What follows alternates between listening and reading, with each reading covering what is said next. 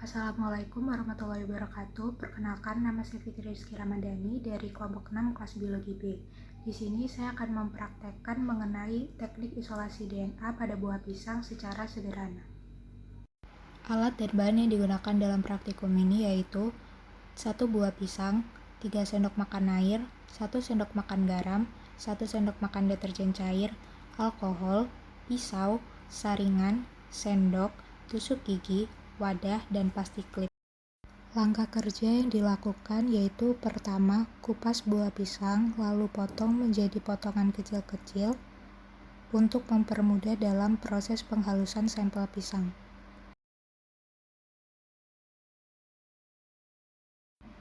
Sampel pisang yang telah terpotong kemudian dimasukkan ke dalam plastik klip dan ditutup rapat.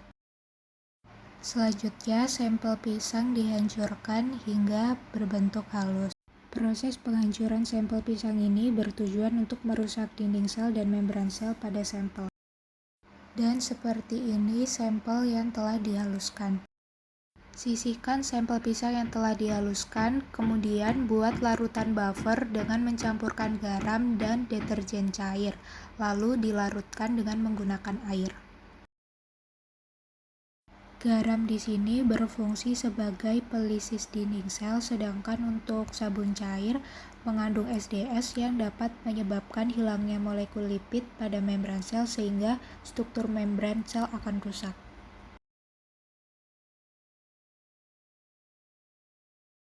Aduk hingga larutan homogen. Larutan buffer selanjutnya dimasukkan ke dalam plastik klip yang telah berisi sampel pisang yang telah dihaluskan.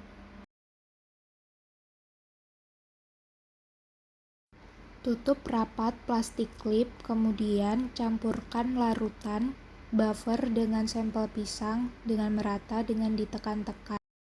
Hal ini bertujuan untuk merusak dinding dan membran sel sehingga DNA dapat keluar dari sel. Campuran antara larutan buffer dengan sampel pisang yang telah dihaluskan kemudian disaring untuk memisahkan supernatan dengan pelet.